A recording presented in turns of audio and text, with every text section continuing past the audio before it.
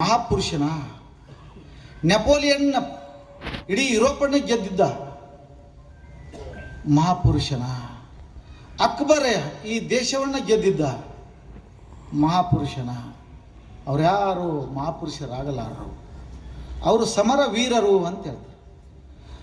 ಹಾಗಾದರೆ ರಾಜಕೀಯ ಮುಖಂಡರು ಮಹಾಪುರುಷರ, ತಮ್ಮದೇ ಆದಂಥ ವಿಶಿಷ್ಟ ಹಿತಾಸಕ್ತಿ ಹೊಂದಿರುವುದರಿಂದ ಅವರು ರಾಜ್ತಾರೆ, ಮಹಾಪುರುಷರಾಗುವುದಿಲ್ಲ.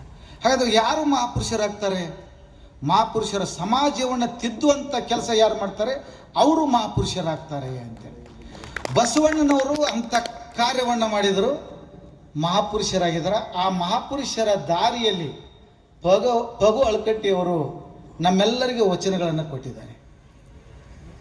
ಅವರು ಮಾಡಿರಲಿಲ್ಲ ಅಂದರೆ ವಚನಗಳು ನಮಗೆ ತಿಳಿಲಿಕ್ಕಿಲ್ಲ, ಮುಂದುವರಿತಿರ್ಲಿಕ್ಕಿಲ್ಲ.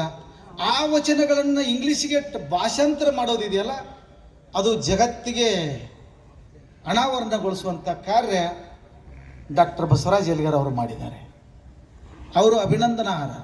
ಒಂದು ಸಮೃದ್ಧವಾಗಿ ಬೆಳೆದು ಬರಬೇಕಾಗಿತ್ತು ಅಂತಂದರೆ ಭಾಷಾಂತರ ಕೂಡ ಅವಶ್ಯ ಅಷ್ಟೇ ಆಗಿದೆ.